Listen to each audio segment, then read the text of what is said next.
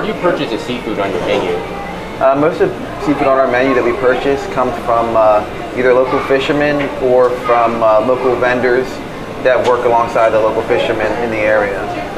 The ones that we do use would be either United or Mattis, which is, they're all on the Eastern Shore area or in Baltimore area. But a lot of stuff that they get comes from local fishermen. Anything else for you today? Are local items important to you? They're definitely important to me. Local items, the more that we can go ahead and purchase local item instead of getting it from another market, I believe helps the area around here, helps us support the local business around here, especially local fishermen. So anytime we can go ahead and purchase locally, we try to do so. Unfortunately, it doesn't happen like that all the time. Sometimes because of the seasons, we have to get it from another area. But most of the time, we try to go ahead and, if you can, get it from here.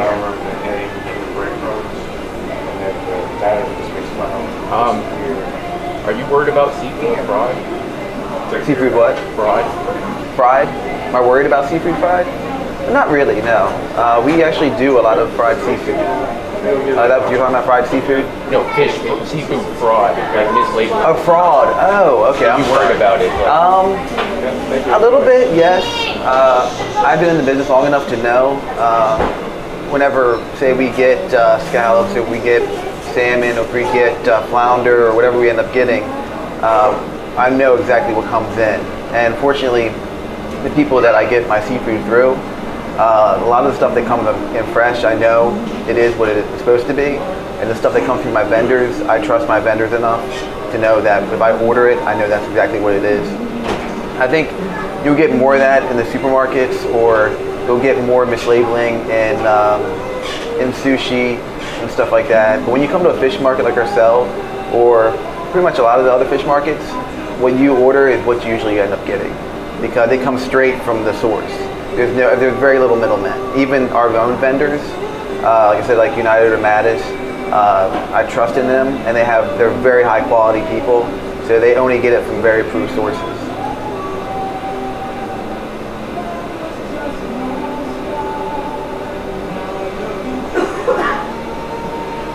Why is seafood fraud an issue in the industry? I guess you've kind of spoken on who does it, but why do you think it goes on? I think anything to go ahead and, when you cut corners, you can cut costs, cut expenses. I believe that's the main drive for people to do that. Usually, unfortunately, cutting quality I feel is not the best way to help cut costs, especially when you get into bigger organizations. Like I think a lot of the frozen seafood, that's the stuff that you have to be careful of being fraud. But as long as you get it fresh, a lot of times, and you know you get it right from the source, you're okay with it. But I think the fraudulent seafood that comes in is, like I said, mostly with bigger companies, and it's more, I think, with processed seafood. I think processed seafood is what is 9 out of 10 times that if it's fraud, it's going to be processed seafood. So, and ourselves, and I'm guessing other carry-out or local seafood eateries, we try to go ahead and even the stuff that we do fry, like say for a sandwich or stuff that we make up, is all fresh, and we actually make it here. We bread it ourselves. We go ahead and make it up ourselves from scratch, from that fresh seafood. Because I do know, especially when it comes to frozen fish, you gotta be careful, because a lot of times you'll get fish that isn't caught locally. It'll be caught usually in Europe or in Asia, or it'll be caught in Europe and then shipped to Asia and packed there, and then eventually shows up here. So a lot of that, I think, is when it comes to processed seafood. So.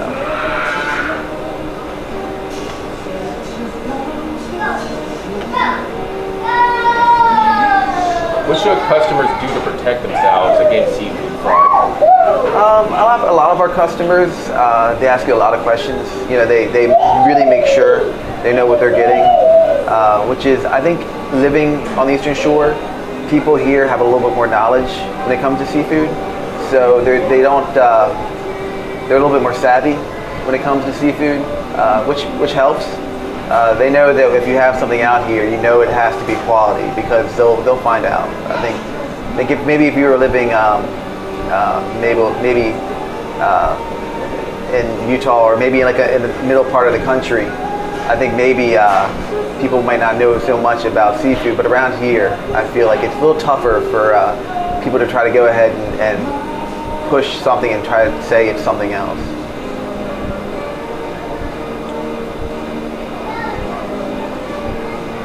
How many species of fish do you sell, and how often does the menu change?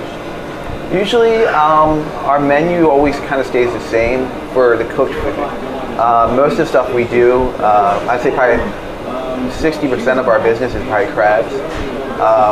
But we do have a nice selection of raw fish, and that kind of changes depending on the season. Like this time of year, we're not quite as busy, kind of a shoulder season. Even though in Salisbury, you kind of have more people here all the time, where I have another place in Ocean City where it's just summertime, not so much at all in the wintertime. But here, because of January and February and March, it's not quite as busy, so we don't try to carry as much fish. We just carry what people usually around here ask for. Usually the more popular fish around here is salmon, even though it's not local, but salmon, sea trout, rockfish, flounder, catfish, and cod. We always carry those, but then we also go ahead and try tilapia. We'll go ahead and carry every now and then. We'll go ahead and tuna when it's in season. Usually in the summertime too. Summertime we'll carry more stuff. We'll carry rainbow trout. We'll carry different types of things. And usually too, if we don't have anything in, if a customer wants it and if it's in season, we'll try to get it in. But I'd say on hand we always carry about a half a dozen types of fish. In the summertime we might carry like 9 or 10.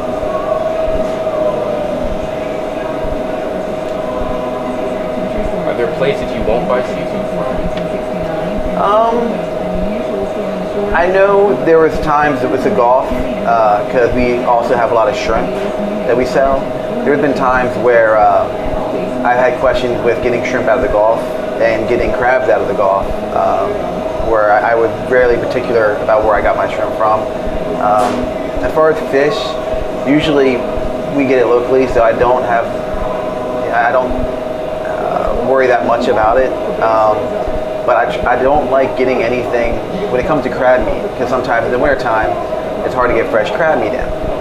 So you'll get crab meat from usually down the Gulf if they have it, but I hate to get crab meat from like Indonesia or places like that, because I tend to find the quality is not as good. I mean, it's not bad, it's just not the same as Maryland crab meat. And you can pass off domestic crab meat, say if it's from Georgia or Carolinas or Virginia, because that won't vary that much. But if you try to go ahead and get crab meat from Asia, when you're talking about a totally different type of crab, then you can tell the difference. So usually I try to go domestic. I try to go here on the Eastern Shore, or around Virginia, Maryland, Delaware, or in the Carolinas. I try to keep it close by. If not, say for example salmon, we'll get it from other places. Like I'll get it from Chile because I know it's really good salmon from there. But usually I have to already know about this type of fish well enough to be confident enough to buy it from a source that I'm not really familiar with. Do you have a preference for farmed or wild seafood? I have a little bit more preference for wild, only because our customer base likes more wild, so I always try to go wild. I do know that a lot of times though, the farm raised, there's a very, very minute difference to it, I believe. So I don't think, I'm more favored for farm raised myself, but unfortunately because the customers, they want the wild caught, I tend to buy more of that. But if I could, hopefully it's something that we're in the next 10 years with conservancy and people thinking more about the environment, they'll try to go more towards farm raised, and they'll try to change their own view. But if I could, I would go ahead and just always buy farm raised. But like I said, unfortunately, because of the market, there's more demand for wild caught. What information do you make available to your customers about the fish you sell? Usually, obviously, where it's caught from, when it's caught.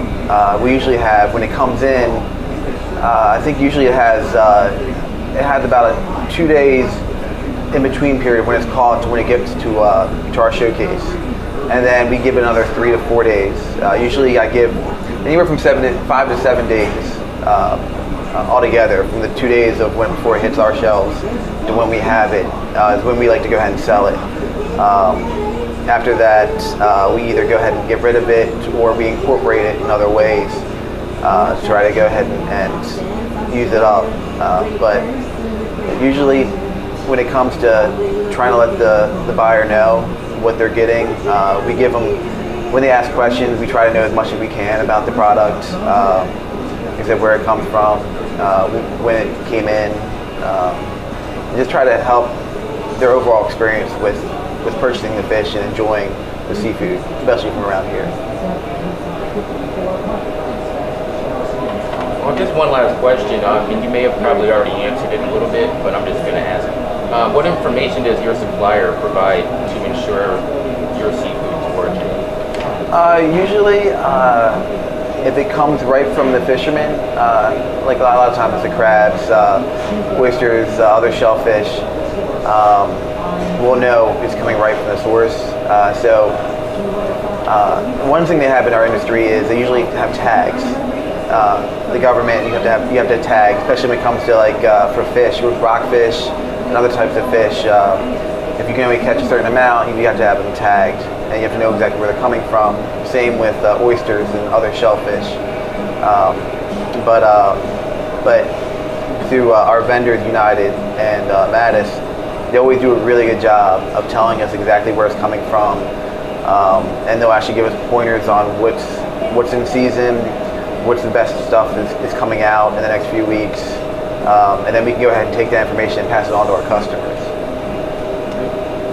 Is there anything else you would like to add or say that I may not have gotten to that you think is important? No, I think not off the top of my head, no. So, but very good questions though. Very good. Thank you. Thanks for the interview.